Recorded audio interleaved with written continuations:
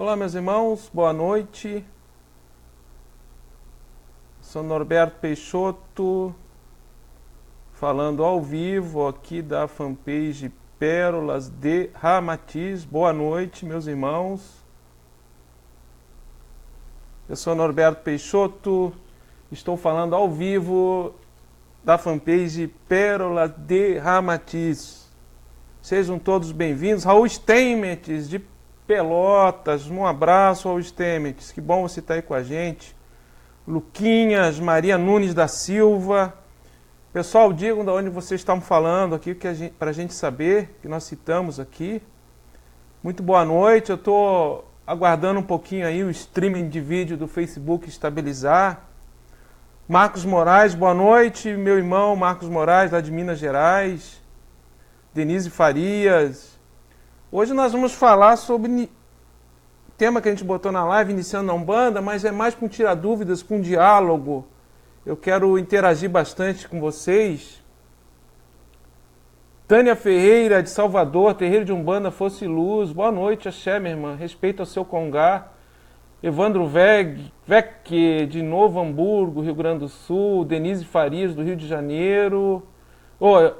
Taubaté.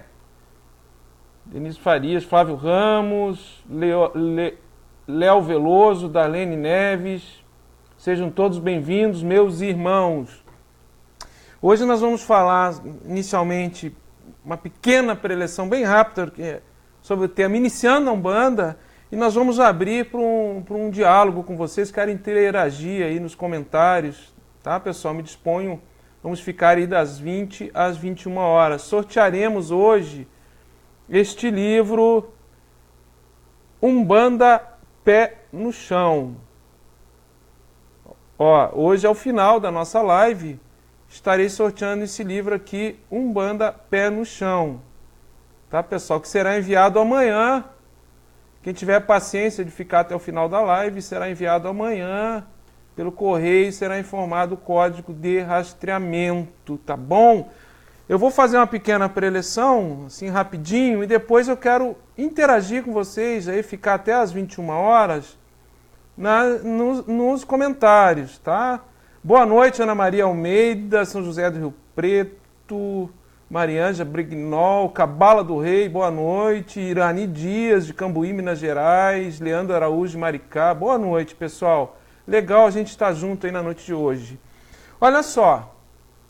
Iniciando na Umbanda, veja bem, todos nós, em verdade, estamos num processo de iniciação na Umbanda. Ninguém sabe tudo, ninguém é um iniciado na Umbanda. Eu aprendi que nós somos eternos aprendizes na Umbanda e aprendizes com as entidades.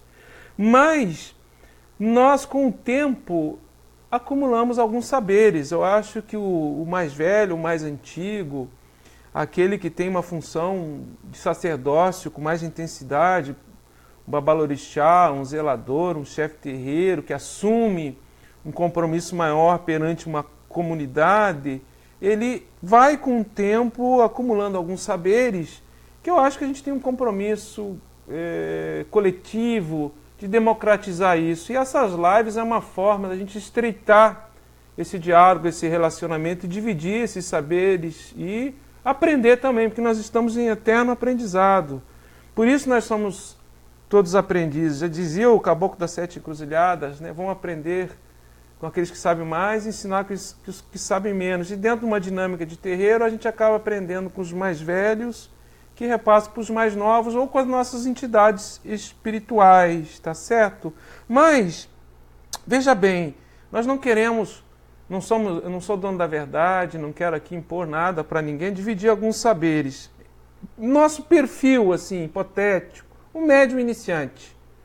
O médium, a gente nos chegam muitas dúvidas, via mensagem aqui do Facebook, comentários, o grupo de Umbanda Triângulo da Fraternidade tem um blog, tem um e-mail, que nos chegam muitas dúvidas, muitos relatos, muitas situações que de insegurança de médiuns iniciantes. E iniciante, que eu digo, às vezes está com 3, 4, 5 anos numa corrente. Então eu tentei fazer um recorte de uma situação hipotética, digamos assim, para nós provocarmos o nosso diálogo rapidinho, e aí eu vou abrir para os comentários, tá bom, pessoal? Quem está chegando aí na live, às 21 horas, ao final da live, aproximadamente, vamos sortear o livro Umbanda Pé no Chão, que será enviado amanhã pelo correio do ganhador e será informado o código de rastreamento. Aguardem o final, tá bom? Eu vou dizer como é que vai ser o sorteio, tá certo? Será enviado gratuitamente um livro novo, tá? Quem ficar até o final. Olha só, pessoal, então, o nosso hipotético médium, ele está na corrente, frequentando uma casa que ele tem simpatia. Em um determinado momento, dizem para ele que ele é médium e, de uma maneira geral, que ele precisa trabalhar. Ele teria um compromisso de vidas passadas, né, sério, que ele reencarnou para isso, que ele tem dívidas a resgatar e que o guia espera, está aguardando, está cobrando dele que ele entre na corrente para desenvolver a sua mediunidade. De uma maneira geral, não querendo generalizar, isso acontece muito em muitas casas de Umbanda por esse Brasil. Este indivíduo, ele acaba entrando na corrente. Ele diz, bom, eu não vou negar isso, me falaram, vou entrar, preciso entender isso, esse resgate todo que eu trago, esse compromisso kármico todo que eu trago, eu tenho que equilibrar isso. Então existe uma cobrança, né, por vezes não tão velada, de você resgatar, né, algo que você trouxe de vidas passadas, que você não sabe bem o que é. Bom, você entra na corrente mediúnica e nem toda casa tem desenvolvimento, um dia destacado de desenvolvimento mediúnico. Outras você já entra direto nas engiras, como auxiliar de Cambono e tal. Mas, de uma maneira geral, você já entra e já começa a vivenciar todo aquele ritual, né? Ninguém te diz nada, você começa a vivenciar os rituais. Você começa a participar, seja numa corrente de desenvolvimento, e ninguém te diz nada. Ninguém te explica de uma maneira geral, tá, pessoal? Ninguém conversa com você mais detalhadamente. E você começa a vivenciar todo o ritual dentro de uma casa de Umbanda. Passam-te a expectativa, e nem sempre a expectativa, por vezes é certeza, te passam uma certeza que todos são inconscientes, que nessa corrente ninguém se lembra de nada depois dos aconselhamentos, depois dos transes. Ninguém se lembra de nada e é tabu, não se fala sobre isso. E você continua na corrente e você se lembra, você não fica inconsciente. A expectativa que te passaram de você ter um apagão na sua mente, de você ficar inconsciente, o guia se apropriar de você e fazer tudo, isso não acontece. Você se lembra, isso já começa a te dar muita insegurança, muita dúvida. Aí você está imerso num mar de vibrações. São sons, são cheiros, são toques, aquela dinâmica toda de um terreiro. E você sente a vibração, você tem taquicardia, sudorese, você sente as vibrações. Mas ainda não é um transe, uma manifestação, uma incorporação da entidade, do seu guia. Num determinado momento, chega alguém perto de você e dizem que você precisa rodar e te botam a rodar. Te fazem rodar naquele momento que você sente a vibração, que você sente a taquicardia, e você roda. Você roda. E o que acontece nesses casos? Você começa a, de forma, por vezes até sem você se dar conta, você começa a imitar a incorporação dos outros. Então, como o outro caboclo faz, você faz. Como se dá o movimento, a dança, a expressão corporal do terreiro, você começa a observar isso e absorver isso para você nesse momento que te botam para rodar, te botam para dançar. E chega um determinado momento que você viu que passou o tempo e você não consegue ter uma incorporação funcional que você consiga sustentar um aconselhamento numa gira. E você está muito inseguro. Você está muito inseguro porque você não consegue entender o que está acontecendo com você. Você se lembra, ninguém te diz nada, você fica em dúvida. Meus irmãos, esse quadro hipotético que eu relatei, ele é genuíno, ele é verdadeiro. São relatos que nos chegam. O neófito, aquele que inicia, tem muitas dúvidas, muitos questionamentos, e ele acaba, veja bem o que eu vou falar, e que também acontece, num determinado momento ele está tão inseguro dentro da corrente dele, que ele está participando, não dizem nada para ele, esse iniciante, e ele acaba sendo receptivo a um curso sobre Umbanda. Hoje eu não tenho nada, absolutamente nada contra o estudo, seja ele através de livro, curso, seja à distância, seja presencial. Mas o que nós temos hoje são cursos caça-níqueis, que esse perfil de médium iniciante que está inseguro, que não tem informação, ele é receptivo e ele vai buscar entender como é que se faz uma firmeza, uma tronqueira de Exu, um assentamento de Orixá, como é que se dá a incorporação dele, e vão passar fundamentos que teriam que ser vivenciados no terreiro de boca a orelha.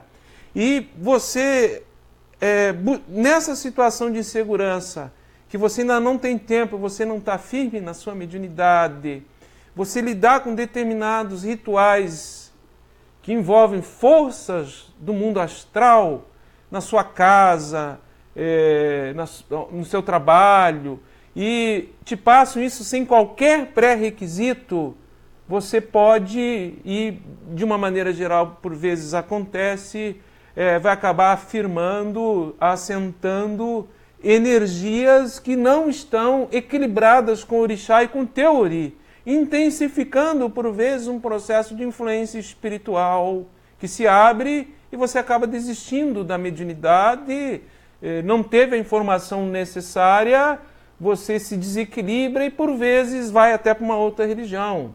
Você se torna receptivo à conversão a uma outra confissão religiosa.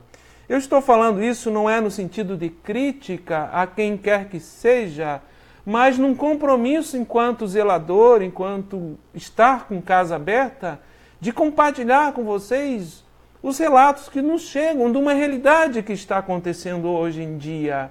Nós estamos, por vezes, banalizando o aprendizado dentro da Umbanda, não tanto no sentido de despreparo daquele que passa o ensinamento, mas por um senso de urgência daquele que está aprendendo e busca de forma com rapidez, que tem um senso de urgência que ele acaba sendo irreal, informações que ele não consegue lidar depois. E acabou aquele período do curso, quem passou esse ensinamento não tem compromisso nenhum com ele, e ele, por vezes, se desequilibra. Então, desde o médium que está na assistência, que ele tem a sensibilidade mediúnica, até o momento que ele entra na corrente e ele se vê absorvido por um mundo de vibrações, de energia, de estímulos, e ele tem sensibilidade para isso, e não tem uma instrução adequada, não tem uma orientação, não tem um acompanhamento, corremos o risco de uma malformação religiosa, mediúnica, e isso é tão verdadeiro e ocorre porque tantos são que passaram pelas hostes da Umbanda e hoje estão no neopentecostalismo, estão em outras confissões religiosas, e por vezes esses que passaram pela nossa Umbanda são os nossos maiores detratores da nossa religião. Meus irmãos, eu não sou dono da verdade, eu vou abrir aqui para comentários, tá bom, para vocês?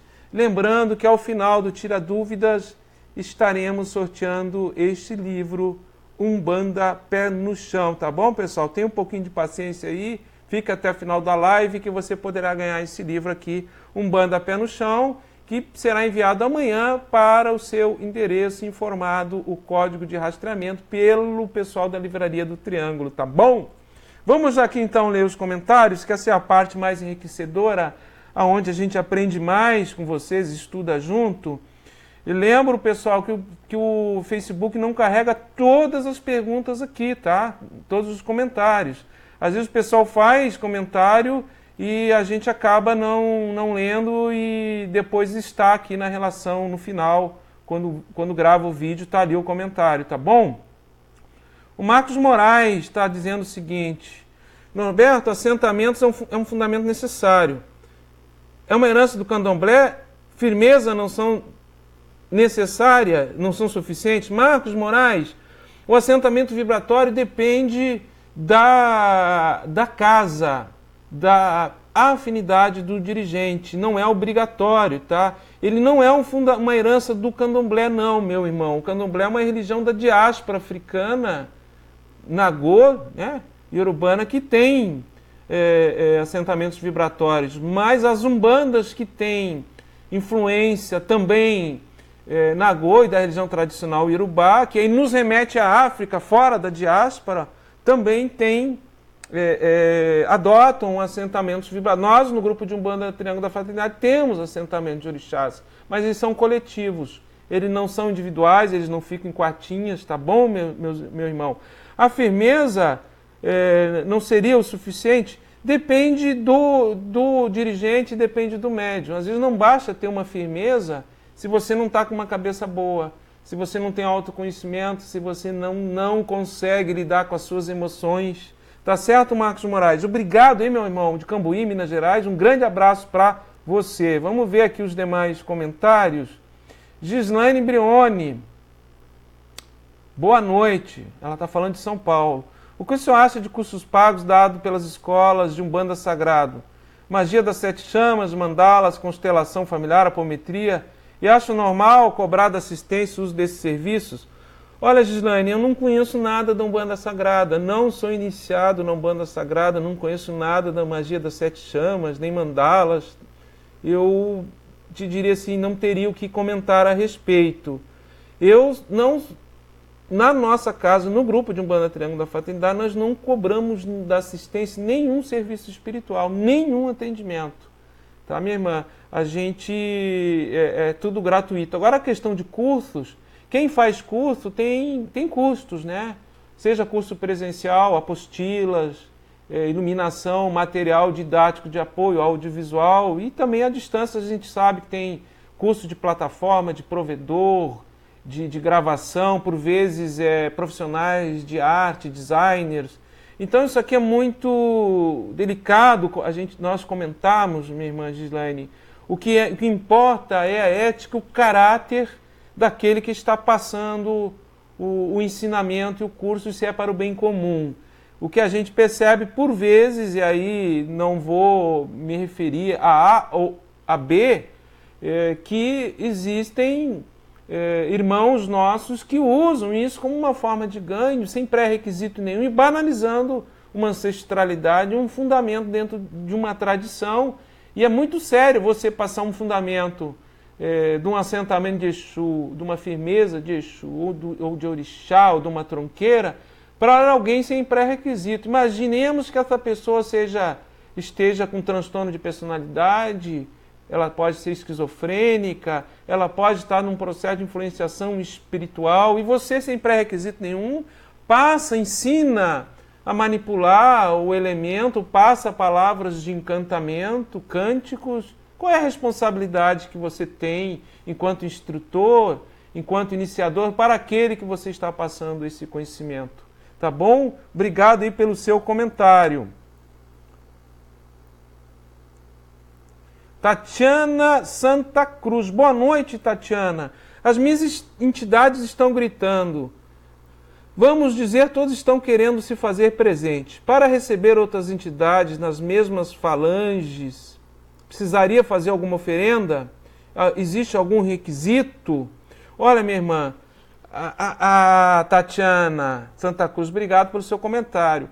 Minha irmã, a oferenda ela tem fundamento, dentro de um preceito, dentro de um diagnóstico correto, de um eledá, ou seja, quais são os orixás que influenciariam o ori do médium, quais são as carências que ele está passando em termos energéticos com os orixás que regem a coroa dele e o eledá, com destreza e habilidade de um sacerdote, estabelecer quais são os elementos, quais são aquilo que vai ter que ser disposto numa frente de uma oferenda para o orixá ou para o falangeiro, tem seu fundamento. Por si, elas não podem ser um pré-requisito indispensável à manifestação.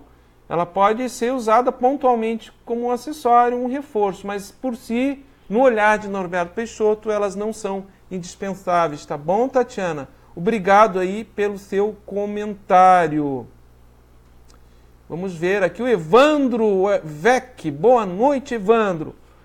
Pai Norberto, numa das lives passadas, o senhor ia nos explicar sobre os médios da Umbanda serem magos de outrora, mas a live caiu. Poderia nos elucidar mais sobre esta questão?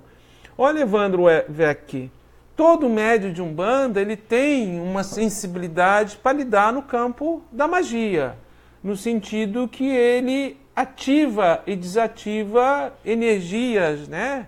Vibrações ligadas aos 4 elementos, ar, terra, fogo e água, o éter, e aos orixás. Então isso já vem, digamos assim, sensibilizado no ori, que tem repercussão no corpo astral do médium e nos seus chakras, esta capacidade que, quando há o casamento fluídico na mecânica de incorporação adequado com os guias e falangeiros, isso é potencializado, tá, meu irmão? Então eu te diria assim, que em maior ou menor grau, Evandro, todo médium de Umbanda é um pequeno mago, um médium magista, no olhar de Norberto Peixoto, tá certo? Obrigado aí, meu irmão, pelo seu comentário. Cristina Schneider. Pessoal, se vocês fizerem perguntas muito grandes, eu vou ter dificuldade aqui de ler todas, tá bom? Cristina Schneider, boa noite, Cristina. Na época que iniciei na Umbanda, muitos anos atrás, não existia aulas de estudo. Bem, minha gratidão é imensa que ouvi meus guias me intuir a ir buscar aprendizado na escola kardecista. Foi a melhor coisa que fiz, principalmente em se tratando de distinguir o fluido existente no momento da aproximação da entidade. Perfeito, Cristina Schneider. Concordo, gênero, grau e número com o que você está afirmando. Eu fiz escola de médios num centro espírita kardecista e tenho a agradecer sempre até hoje, não só pelos ensinamentos, mas por essa percepção fluídica. Que nós, numa corrente de Umbanda, nós somos condicionados e adestrados para perceber o fluido, a vibração de orixá e falangeiro. E por vezes temos a dificuldade de perceber a vibração de um espírito mistificador, aquele espírito que tenta se passar pelo nosso guia, pelo nosso mentor, e não é. E a escola kardecista nos dá essa percepção. Embora, quando o médio de Umbanda também está maduro e firmado com as suas entidades, ele percebe de tal maneira o fluido da entidade que qualquer outra entidade ele sabe que não é o guia dele. E isso serve como um escudo de defesa, de autoproteção do médio de Umbanda. Obrigado aí, minha irmã, pelo seu comentário. As perguntas estão boas, tá, pessoal? Eu gosto de perguntas, a gente estuda junto, tá? Façam perguntas aí. Pessoal que está assistindo a live, ó, ao final da live, às 9 horas, aproximadamente, um pouquinho antes, talvez, iremos sortear esse livro aqui, Umbanda Pé no Chão. Aquele que ficar até o final da live poderá ganhar esse livro aqui, que será enviado amanhã pela Livraria do Triângulo para o endereço do ganhador, informado o código de rastreamento. Tá bom? Maria Bernadette Moreira Beck.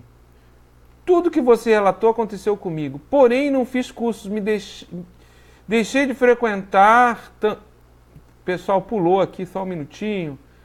Maria Bernadette. Tudo que você relatou aconteceu comigo, porém não fiz cursos, deixei de frequentar também e não fui para outra doutrina. por ver tanta incoerência e decidir deixar de lado. Maria Bernadette Moreira Breck, por isso, minha irmã, que a gente está doando esse tempo aqui uma vez por semana nessas lives, que é uma forma democrática, gratuita, de chegar até vocês. O teu relato é muito rico, minha irmã, porque você acabou desistindo da Umbanda por não ter sido bem instruída. A Umbanda é luz, a Umbanda é amor, é harmonia. Não desista, talvez você encontre, num determinado momento da sua caminhada, em um centro sério que tem estudo, né, instrução. Tá bom, minha irmã? Obrigado aí pelo seu comentário.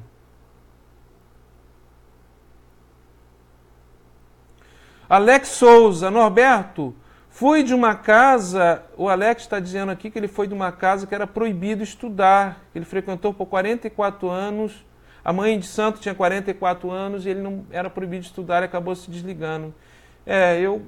Infelizmente essas coisas acontecem, meu irmão, o autoritarismo, né?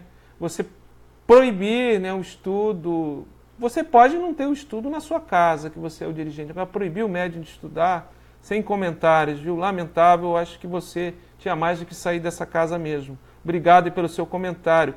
Cleide Santos, existe um tempo específico para um médium iniciante conhecer seu orixá de frente, bem como os demais? Quando o médium sabe qual é o seu orixá de frente, não fica mais fácil o seu desenvolvimento mediúnico? Cleide Santos, essa é uma informação que vem auxiliar no autoconhecimento do médium, como ele lida com estas energias ou vibrações, mas não é propriamente dito o saber qual é o seu orixá de frente, entender o arquétipo do orixá, o poder de realização do orixá que influencia o uri dele, que vai dar firmeza, e sim o processo de transe ou de consciência alterada diretamente com os nossos guias espirituais, com os falangeiros de Umbanda. Na Umbanda é assim. Então, minha irmã, é a mediunidade, é o transe que dá. E quando eu falo transe, não quer dizer inconsciência. Eu já fiz outros vídeos sobre isso, né? São estados alterados de consciência que cada um tem um nível de percepção e lembrança posterior em maior ou menor grau, tá bom? Espero ter te ajudado. Cabala do Rei, eu acho que estão fazendo a apronte de filhos muito cedo. Olha, Cabala do Rei, aqui no Rio Grande do Sul tem um questionamento aqui dos babalorixás mais antigos, e não só de Umbanda, mas que realmente hoje está banalizado, o tempo não se respeita e se dá uma ênfase muito grande à parte estética, visual, né? Uma folclorização do orixá e com pouco fundamento. E realmente isso está contribuindo sim para uma má formação mediúnica e sacerdotal, não só na Umbanda, mas nas religiões afro-brasileiras de uma maneira geral. Vamos ver se eu pego aqui mais comentários. Luciana Gilson, o problema hoje é que a nossa religião virou um comércio e são poucas casas que fazem a verdadeira caridade. É muito triste. Olha, Luciana Gilson, obrigado aí pelo seu comentário. Veja bem, a questão do comércio não é comercializar a parte espiritual, parte mediúnica, o aconselhamento. Não é você usar o corpo mediúnico, querer ter médios na sua casa e aumentar para que ele só pague a mensalidade do curso de desenvolvimento mediúnico. Quanto a esse tipo de comércio, eu não sou favorável. Agora, uma livraria no centro de Umbanda, né? Você tem incenso, cristais, uma possibilidade desse comércio auxiliar a manutenção do centro, que mal tem nisso? Então nós temos que relativizar também esse nosso preconceito com o comércio. Você tem uma livraria, vender CD, um pequeno bazar na sua casa, incensos, aromatizadores, isso aí não influencia, não prejudica em nada o trabalho de caridade e ajuda a manutenção do centro na parte material, tá bom? Obrigado, minha mãe, pelo seu comentário. Laura Mariana Pereira. Norberto, boa noite. O dirigente da casa que eu frequento deixou o centro por problemas particulares, sem nos avisar. Resumindo, gostaria de saber se de alguma forma isso nos prejudica espiritualmente. Laura Mariana, não deveria prejudicar em nada, porque nenhum médium, nenhum dirigente é insubstituível. Agora, se nesta casa não teve uma formação de um outro sacerdote e que não há uma consolidação de uma sucessão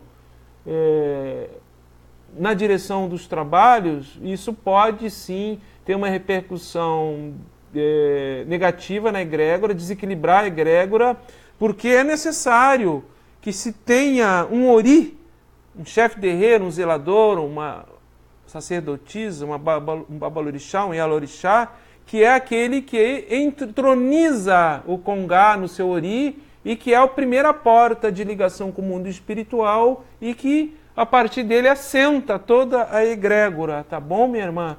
Então tem que ver realmente se a casa tem sucessão, se teve uma formação de um outro sacerdote com capacidade, com dom e com escudo mediúnico para suportar todo o efeito de retorno que ser um sacerdote de Umbanda ocasiona no campo medianímico do médium. Obrigado aí pelo seu comentário. Marcele Moreira. Quanto tempo o médium precisa para ser pai ou mãe santo? Olha, minha irmã, isso aqui é muito relativo, de casa para casa. Eu acredito que menos de 7 anos, ele estando ativo e participante de uma corrente de fato e de direito, é temerário. No mínimo, 7 anos, né, de vivência, de preceito, de ensinamento passado de boca a orelha. E esta formação não é só o curso ou estudo. É importante o estudo intelectual, o curso, mas é uma formação prática que o sacerdote tem que ter, porque quando ele estiver à frente de um congá, muitas situações vão acontecer e que se ele não tiver realmente maduro, equilibrado psicologicamente, experiente e de fato e de direito, com o ori dele, com o dom e com a sensibilidade para ser um chefe terreiro, um sacerdote, um zelador, vai ter problema na corrente e com certeza desagregação na egrégora da casa, tá bom? No olhar de Norberto Peixoto, eu não sou dono da verdade, tá bom? Marcelo Coelho. Norberto, boa noite. Na sua opinião, quando o guia do médio arrebenta no fim da gira, na subida... Arrebenta a guia. Quando a guia no final da gira arrebenta na subida do guia. Isso pode ser o quê? E as contas, você sugere aproveitar ou despachar melhor? Marcelo Coelho, boa pergunta, Marcelo. Quando a guia arrebenta no final da gira, de uma maneira geral, porque alguma carga negativa, algum carrego ficou no campo áurico do médium, e a guia serve como um escudo de proteção, e o médium não absorve esta energia negativa. Eu oriento sempre, no grupo de Umbanda Triângulo da Fraternidade, que a gente deve se juntar as contas e se despachar as contas, né? Que renová-las. Algumas casas pedem que pode se consagrar novamente essas contas e se fazer uma guia. Mas muito boa a sua pergunta. Uma vez, meu irmão estava num trabalho de cachoeira, tinha sido feita uma macia e ao final dos trabalhos eu fui dar uma volta em Costa de Mata e sem querer eu pisei numa oferenda que estava em putrefação que alguém tinha deixado ali. Na hora que eu pisei, a minha guia estourou, na mesma hora, né? E aquele elemento estava cansado, aquela oferenda estava já em decomposição, com certeza não era uma energia boa. Então as guias servem não só para recepcionar a vibração dos orixás e dos falangeiros em conformidade com o nosso ori, com o nosso eledá, mas também como uma proteção ao médium. Obrigado aí pelo seu comentário, tá certo? Muito obrigado. Posso entregar uma oferenda para o orixá? Pergunta Ana Cláudia Faria. Qual o procedimento? Posso fazer sozinha? Ana Cláudia, eu não vou conseguir te responder isso numa live. Minha irmã, converse com o seu dirigente. Poder você pode, né? Mas você deve, você sabe fazer, qual é a indicação, qual é o elemento, qual foi o diagnóstico. Você tem destreza para isso? Está em conformidade com o seu ori, com o seu eledá? São energias que você precisa nesse momento para uma reposição de axé e teu reequilíbrio? Tá bom, minha irmã? Obrigado aí pelo seu comentário. Pessoal, as perguntas estão pulando muito rápido. talvez eu deixe passar algumas aqui, eu não consigo ler todas, tá bom?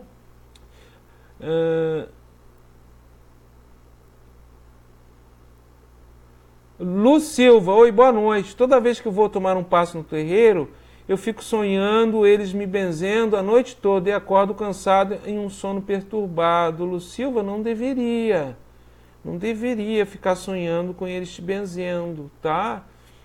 Converse aí com o dirigente da casa, tá bom? Veja se você não está com uma influenciazinha espiritual, se você não se impressiona com alguma coisa, tá bom, minha irmã? Não deveria, tá? Obrigado aí pelo seu comentário. Israel Oliveira, boa noite, Norberto. Eu sou de Salvador e frequento uma casa espírita universalista, que abraça toda a ordem espiritual. E a Umbanda está dentro disto. E gostaria de saber qual a ordem para estudar Ramatiz. Olha, meu irmão, se você está dentro de uma casa de Umbanda, você pode estudar esse livro aqui, Umbanda Pé no Chão, que vai ser sorteado daqui a pouco, ao final da live, tá bom? Nós temos vários livros de Umbanda. A literatura de Ramatiz, para quem está começando, indicaria Mediunismo, que é um excelente livro, né? Mediunidade e Cura, outro livro bom para iniciante, tá certo? Obrigado aí pelo seu comentário. Alex Zambelli, Norberto, boa noite. A forma de bater a cabeça é diferente da Umbanda e do Candomblé? Oi, Alex. Não só da Umbanda e do Candomblé, mas entre Umbandas, né, meu irmão? De uma casa para outra de Umbanda pode alterar a forma de saudar o orixá, saudar o congá, de bater cabeça, ou de saudar o dirigente, ou de dar a bênção, tá certo? E depende do ritual, da acomodação, rito litúrgica de cada casa. Não existe uma padronização, tá bom? Obrigado aí pelo seu comentário. Estão perguntando aqui por que... Eliane Mendes, por que os Exus têm aspecto assustador? Eliane Mendes, puxa vida, olha, eu não conheço nenhum Exu com aspecto assustador, minha irmã. Mesmo os Exus de Calunga, que trabalham, né, nos substratos do umbral inferior, por vezes, é o Tata Caveira, e espíritos mais ligados ao socorro, remoções no umbral... Eles, por vezes, podem se apresentar assim, para impor respeito nessas faixas vibratórias com uma aparência que impõe respeito. Mas, minha irmã, de fato de direito para os médios, não tem porquê. Os Exus não têm aparência assustadora. O Quiumba, sim. Aquele que quer causar deslumbramento, aquele que quer causar medo, tá bom? Muito pelo contrário. Os Exus são muito bonitos, tá certo? Obrigado aí pelo seu comentário. Lúcia Monteiro, por que o médium incorporado não consegue dizer o nome de sua entidade quando é perguntado? Ele está mesmo incorporado ou está com animismo? Lúcia Monteiro, tem que ver. De repente a entidade não passou o nome ainda, o médium ainda está em desenvolvimento. Isso não quer dizer que seja uma mistificação, tá, minha irmã? E cada caso é um caso. E por vezes a entidade não quer dizer o nome, não é o momento adequado, o médium precisa de mais um tempo, de um amadurecimento maior, não está preparado, tá bom? Obrigado aí pelo seu comentário. Leia Ventura, gostaria de saber se um médium em desenvolvimento pode incorporar Exu e pode fumar e beber. Olha, de incorporar Exu depende da normativa, da disciplina de cada casa. No grupo de Umbanda Triângulo da Fraternidade, minha irmã, a qual eu sou dirigente, sim, os médiums podem incorporar Exu desde o início e participam das engiras fechadas de Exu desde o início, aquele que entra como aspirante. Quanto a médium beber ou fumar, incorporar de Exu, no grupo de Umbanda Triângulo da Fraternidade não é permitido. Médium ingerir bebidas alcoólicas e fumar o charuto na engira de aconselhamento, engira prática, sim, em alguns casos, como elemento dispersivo no passe, sem jogar fumaça direto no rosto ou no cabelo do consulente, tá bom? A gente sabe que tem muitos consulentes que têm asma, tem rinite, aqui no Rio Grande do Sul é muito frio, a gente tem muito processo de resfriados e gripes, tá bom? Agora, Exu ter que incorporar e ter que beber e fumar, minha irmã, isso não é fundamento, tá? Não tem, dentro de uma tradição que nós seguimos de Exu, dentro do que nós aprendemos com nossos mais velhos, ou dentro da religião tradicional Iorubá, onde nos remete a cosmovisão de origem de Exu, isso não tem fundamento nenhum, tá certo? Obrigado aí pelo seu comentário. Não faça nada obrigado, tá, minha irmã?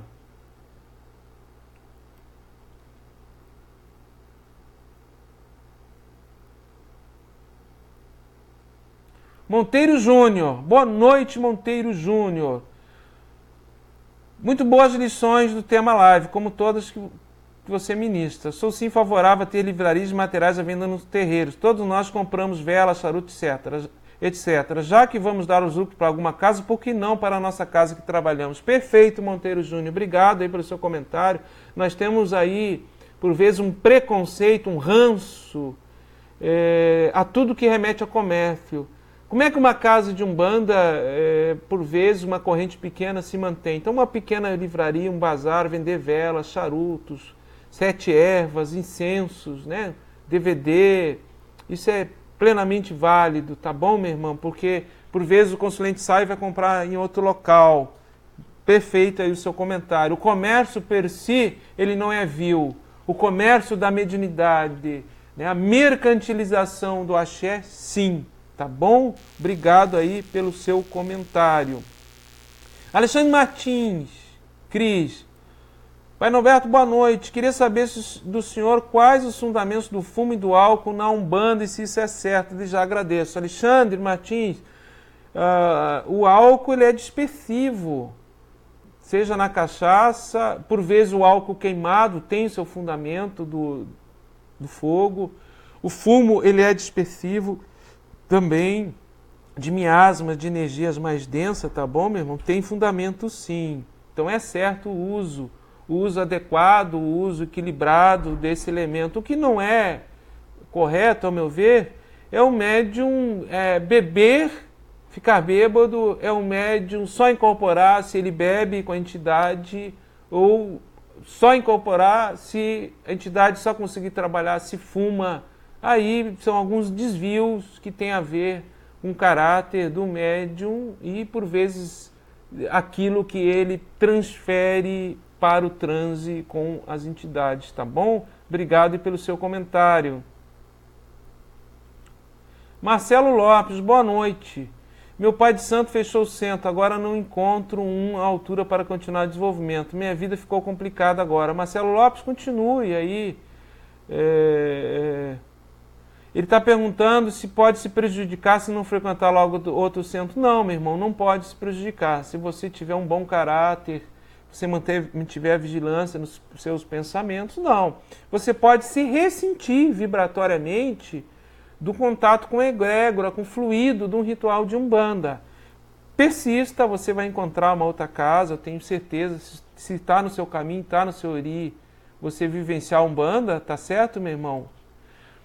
Daqui a pouco vou sortear o livro Umbanda Pé no Chão, tá certo, pessoal? Que será encaminhado amanhã para casa, para o endereço do ganhador. Aguarde aí um pouquinho, mais 10 minutinhos. Lu Silva, boa noite, sou de Taguatinga, interior de São Paulo. Frequento um terreiro de Umbanda. Toda vez que tomo passe... você já tinha feito essa pergunta, né, Lu Silva? Desculpe, aqui eu estou lendo de novo, ela entrou repetida. Estou subindo aqui, tá? Tinha descido aqui o meu cursor.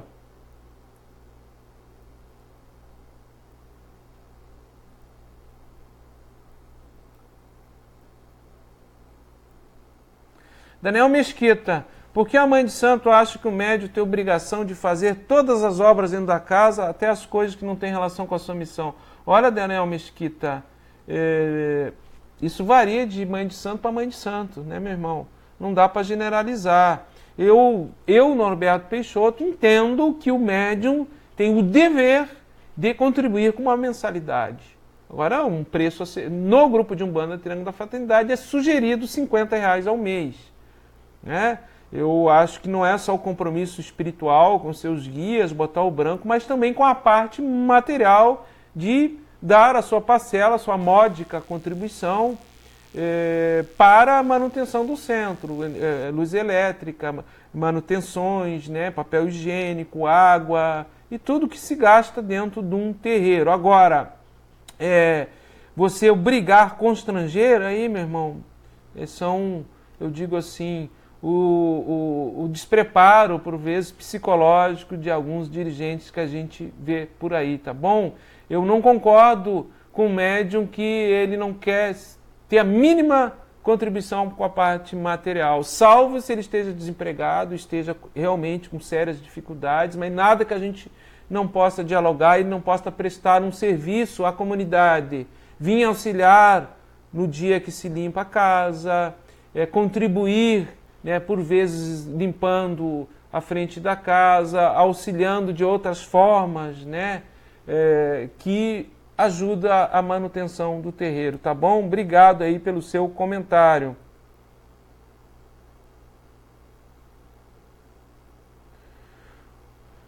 Oi, boa noite. Cá Maria Magalhães. Reparei que muitos ubandistas da casa que eu frequento fumam muito cigarro fora dos trabalhos. Não deveriam prezar mais pela saúde? Sim, deveriam. Cá Maria Magalhães. Nós temos o compromisso de preservar nosso templo físico, né? A saúde, o equilíbrio, o resguardo antes das ingiras, de no mínimo 24 horas, 48 horas não tomar bebidas alcoólicas, ter uma alimentação moderada, e entraria com certeza aí o fumo.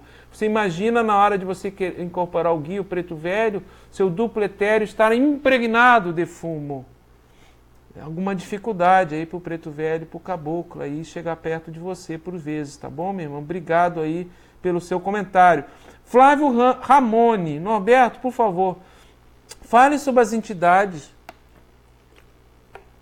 que trabalham na Calunga Pequena. Um resumo sobre essa atuação dos Exus, algum Megê em Assam de Balé. Boa pergunta, Flávio Ramone. Talvez eu faça uma live específica sobre isso, tá? Não vou conseguir desenvolver isso todo agora, assim, nesse momento. A Calunga Pequena é o nosso cemitério. Então ela teria regência no olhar de Norberto Peixoto de Omulu, quanto ao elemento terra, né? Energia telúrica da terra que está relacionada à Calunga, e em Assam de Balé, que é a rainha do cemitério. É o orixá que rege todo o trânsito entre o Aie e o Orum na Calunga Pequena, no olhar de Norberto Peixoto.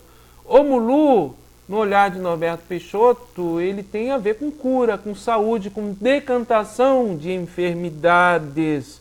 Então, nós reinterpretamos o papel de Omulu na Calunga, no grupo de Umbanda Triângulo da Fraternidade, que o transcurso de espírito entre uma dimensão e outra, nesse ponto de força, é em Assam que faz. E Ogum Megê, no olhar de Norberto Peixoto, ele atuaria enfeixado na vibração de Omulu na Calunga Pequena, embora na cosmovisão de origem, Ogum Megê não tem relação com a Calunga ou com o Omulu, tá bom? Na cosmovisão de origem, na religião tradicional Iorubá. Mas na Umbanda, enquanto desdobramento de Ogum, sim, é dado essa interpretação. Tá, Flávio? Eu posso fazer uma live, boa sugestão, Flávio Ramone, depois, sobre esse tema específico e como se dá os trânsitos, o socorro de espíritos e as descargas energéticas na Calunga Pequena e a decantação, né, perispiritual de espíritos que ficam ali, se fortalecendo para poderem ser encaminhados para o Orum no momento oportuno para o plano espiritual. Obrigado aí. Boa pergunta, meu irmão Flávio Ramone. Norberto, como você vê a Umbanda no futuro? Porque as pessoas estão estudando, aprendendo cada vez mais. Ô, Alex Souza, tudo bem? Olha, meu irmão, a Umbanda é um movimento dinâmico, né, de inclusão, que não tem uma codificação, não tem um papa, não tem um saber central, não tem uma Bíblia, um poder eclesiástico. Isso dá uma capacidade de adaptação à Umbanda muito grande no meio que ela atua. Por isso nós temos diversas Umbandas neste Brasil. Isso difere das religiões do livro, que são codificadas. E a Umbanda cada vez mais está estudando. Eu penso que a Umbanda ela veio inexoravelmente para ficar em terra, e eu vejo com muito otimismo a Umbanda no futuro. Embora a gente ainda tenha hoje muitos muitas dificuldades, por vezes, que o próprio umbandista ocasiona, mas está mais fácil que antigamente no aspecto de chegar até o conhecimento, ao saber. Tem muitos livros, né? Muitas possibilidades. Por outro lado, o pertencimento e o tempo à corrente, ele está ficando um pouco banalizado, desvalorizado pelo senso de urgência que os jovens hoje têm. Eles querem ter um preparo rápido e serem sacerdotes, chefes de terreiro muito rápido. Eu acredito que com o tempo o futuro vai equilibrando tudo isso e a Umbanda será cada vez mais pujante, né?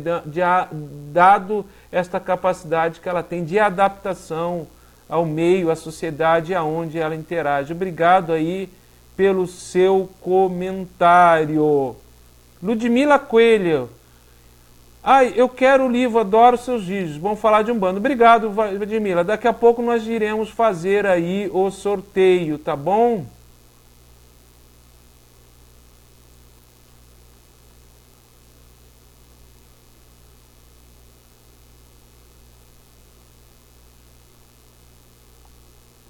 Luiz Fernando Gabas, boa noite, meu irmão. Mudando de terreiro, qual procedimento para se despachar ou neutralizar um fundamento da casa anterior, tipo uma quartinha? Luiz Fernando, é bom você conversar com o dirigente da casa que você está se desligando, dialogar com ele, ver o que ele acha. Procurar o dirigente da casa que você está se vinculando, dizer que você tem a quartinha com o assentamento vibratório do seu orixá, do seu eledá, ou fim, ou Igbá, que seja do seu ori, de algum fortalecimento que você fez, né, meu irmão? Mas eu não vou dizer para você qual é o procedimento. Eu acho que cada casa adota o seu procedimento. Tenha muito respeito pela sua quartinha, pelo seu otá, pelo seu Igbá. Ele acaba sendo de uso pessoal, ligado ao seu eledá, ao seu ori, tá bom? E muito critério para você se desfazer disso. Por que você quer se desfazer? Se isso foi propiciatório ao seu equilíbrio, ao seu fortalecimento com o orixá, ao menos deveria ter sido, né? Não sei se é o caso. Obrigado, Luiz Fernando, pelo seu comentário, tá bom? Luiz Marcelo Marquezin, parabéns pelo trabalho, que continue sempre prestando esclarecimento e acalmando os corações aflitos da nossa banda. Obrigado, meu irmão, seu olhar é bondoso, seu coração é generoso. Obrigado aí. Alexandre Martins, obrigado, Norberto, pelas instruções. Posso utilizar o álcool pinga jogando na soleira das entradas, portões e portas como forma de proteção para o ambiente de trabalho? Não atrará espíritos gravosos, eguns? Mais uma vez agradeço. Alexandre Martins Cria, veja bem, o álcool é um elemento de volatilização que ele dispersa rápido e serve como condensador energético para guardião, né? Para os espíritos que atuam como esse guardião da casa, na tronqueira, na passagem, na entrada, atuarem, ou mesmo dentro da casa. A dispersão do fluido, você jogar na soleira ou canto, pode ser feito se está dentro do fundamento e firmeza da tronqueira da casa.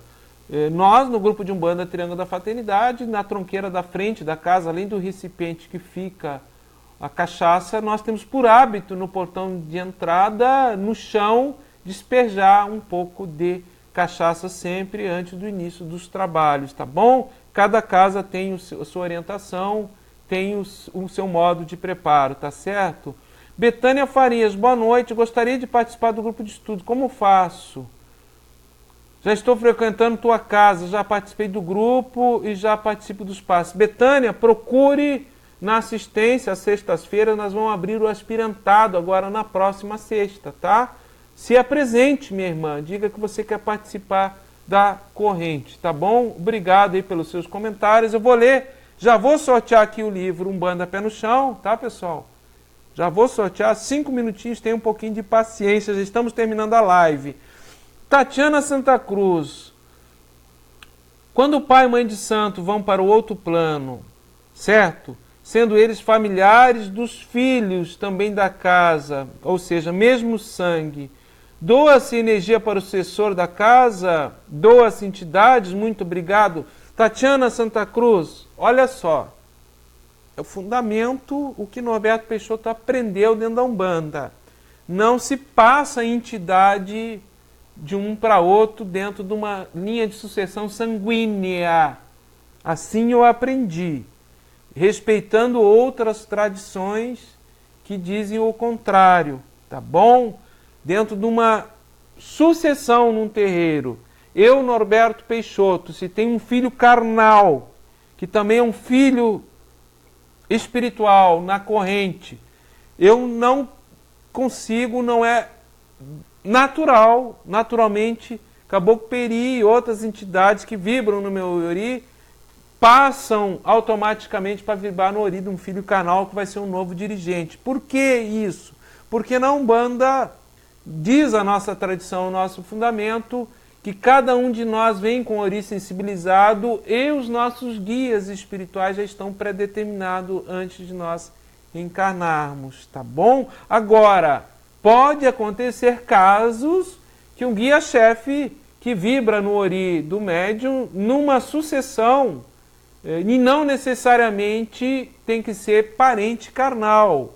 A parentela carnal de sangue não estabelece a linha de sucessão espiritual. Pode acontecer de uma mesma entidade, de um mesmo caboclo, de um mesmo preto velho, vibrar, que vibrava no dirigente anterior, vibrar no novo dirigente. De uma maneira geral, se isso acontece, as entidades umbandas são muito discretas, porque isso dá muito ciúme na corrente dos demais, ou mais antigo, muita quisila. Então, por vezes, minha irmã, eles vibram no ori do novo sacerdote e ninguém fica sabendo que é a entidade anterior, quando a corrente não está preparada, amadurecida para essa sucessão. No olhar de Norberto Peixoto. Obrigada, Tatiane. Boa pergunta que você fez, tá bom? Júlia Porto, Norberto, diz atrás as guias, as contas das guias do meu esposo arrebentou fora da gira. Estávamos na rua saindo do carro para entrar em uma casa. O que pode ter acontecido? Minha irmã, ela pode ter sido fadiga do material, do nylon, que segura a guia. Pode ter acontecido isso. A guia também envelhece. Pode ter sido uma energia, um carrego, uma energia fluídica, profana do meio ambiente, que você atraiu, que veio contra você, pode também. A guia foi um escudo de defesa. Nesses casos é bom sempre agradecer o elemento, juntar o elemento, descarregar ele adequadamente, com muita gratidão à proteção que o elemento te deu. Obrigado, pessoal, pelas centenas de perguntas. Eu não vou conseguir ler todas, tá certo? Já são 9 horas, nós estamos a 1 hora da nossa live. Eu vou sortear o livro, então, Umbanda Pé no Chão, que será enviado para a casa do ganhador amanhã, tá certo? Informado o código de rastreamento. O primeiro e-mail que entrar aqui para livrariadotriângulo@gmail.com, repetindo, livrariadotriângulo@gmail.com, com o nome, endereço correto, CEP, tudo certinho do ganhador, ele estará sendo anunciado aqui no nosso sorteio. Vamos aguardar que os e-mails entrar. Obrigado aí a todos vocês que estavam aí com a gente aí por último, tá, pessoal? Um abraço aí, pessoal da Bahia, a Mariana Matos, a Mariana dos Santos Ribeiro, Patrícia Borges, Marcos Borges, Maria Baranha, Rodinei Macedo, axé, meu irmão. Obrigado aí por vocês, pelo incentivo, pelas perguntas, pela participação. Muito axé, com muita gratidão, com muito respeito a vocês, tá certo? Obrigado por vocês estarem aí nessa live com a gente. O ganhador do livro, vamos ver aqui. Pessoal, Françoele Santos do Carmo ganhou o livro Umbanda Pé no Chão. Rua Daciano Ribeiro Rocha, não vou dizer o número aqui por questão de segurança da casa, né? Parque das Universidades Campinas. De novo, Françoele, você não tinha ganhado semana passada. Françoele, você estava com o e-mail pronto ali, com o dedo no teclado? Parabéns, Françoele. Então, amanhã esse livro estará sendo mandado para você. Obrigado, pessoal. Mais uma live aí. Muito axé, um saravá fraterno. Minha gratidão. Até a próxima oportunidade, tá certo? Sempre às terças-feiras, às 20 horas. Por algum motivo que não tiver internet, temporal, por algum impedimento nosso profissional, fica automaticamente renovado para a próxima terça-feira, tá certo? Obrigado aí, pessoal.